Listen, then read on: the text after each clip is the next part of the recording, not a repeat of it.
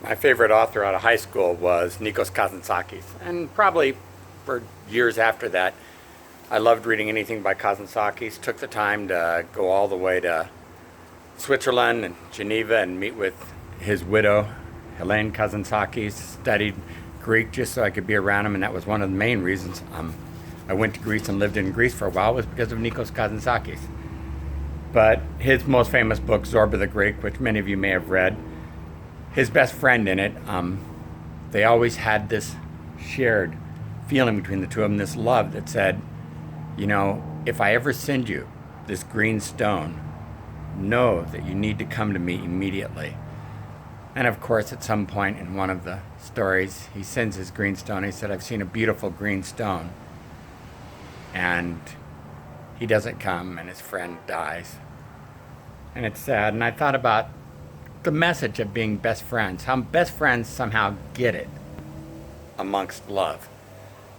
I'm fortunate. I've had a best friend since high school, Brad Delk, and it's very, very difficult for anyone who has known me across the years to not have known about Brad and our family and our marriage and our friendships and their ups and downs. Brad and I still talk every single week. We occasionally text each other. I texted him a picture of a surfboard by Ben Ipa the other day saying, hey, Brad, this is the board for you. He said, I'll take it. Even though we don't see each other real often, Brad's been my best friend for an awful long time. And when I look at the church and we needed the church painted and we couldn't afford anyone to paint the church, I called Brad and said, Brad, would you come down and do it? And he came down and he spent a week here for free, cleaning and painting the church, because I knew I could lean on a friend. When Brad's mom died, Mrs. Dowk, who we loved so very much,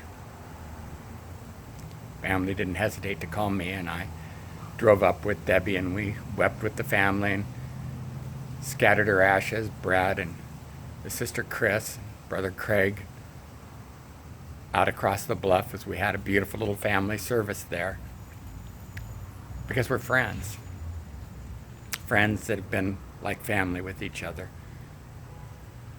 It's that kind of love that sometimes can be the deepest and carries us through all kinds of love, because best friends, they stick with us through broken relationships, they stick with us through loss of jobs, they stick with us through finances going up and down, they stick with us through so many different things in life. And that's the kind of friend I've had in Brad, and that's the kind of friend I've tried to be to Brad across the years, even though for the last 20 or 25 years, however long it's been, we've lived hundreds of miles apart from each other.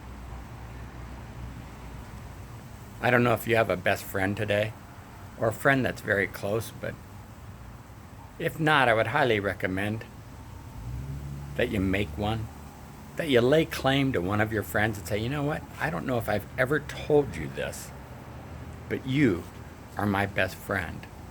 Someone said that to me not long ago. It really blew me away. I had no idea.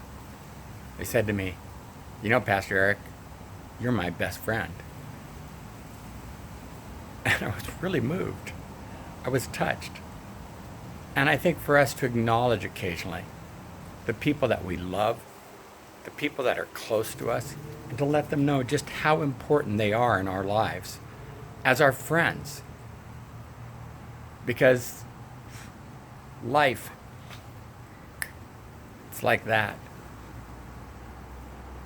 And to be in love with a friend and to never tell them how important they are to us, other than say on Facebook at their birthday and say, happy birthday, you're really important, other than at their funeral and to stand up and when they invite people to share, say, I just can't tell you how much he or she meant to me. But instead, while someone's alive, to come and paint the church. It's been a week with them. While someone's alive, to come and say, yeah, you know what, your family is my family. I want us to be together while someone's alive, to say, we're friends, and being friends is one of the best parts of my life. Hey, Brad, I know you're never going to watch one of my videos, but I love you. Love your family. Renee, I love you. I love your kids. Raleigh and Emily, I love you guys. You're part of my life and my prayers on a regular basis. And for all of those of you who consider me a friend and close to you, thank you so much for sharing your heart with me. Thank you so much for sharing your life with me. Thank you for being friends. You're among my greatest blessings, and definitely the miracle in my life. Go out and be a friend today. Be a best friend if you can. Go out and be the miracle. That's going to be wonderful for someone. That's just going to move their life and move their heart. Let them know clearly what they mean. And if you need to send that green stone, I've seen a beautiful green stone. Whatever that secret message is between you and friends. Used to have girls on our youth group in Long Beach, and they wore T-shirts. On the back of them, one said best, the other one said friends, the other one said forever. And the three of them would go around with their T-shirts on best friends forever, and it would say forever best friends, depending on how they're walking together. I always thought it was so cool, so clever, so cute. And they knew all the little hand signs to I Would Die For You by Prince. And they would do it to each other just quietly, occasionally across the room, I would die for you, however it went. I never thought it was corny. I never thought it was any of that. I thought it was cool. But I'm kind of corny. I love friendship. For those of you who are my friends, thank you so much for being my friend. I love you. Go out and be the miracle today. Share this with your friend. And let them know, you know what? Just in case I haven't told you, you're my best friend and the miracle in my life today.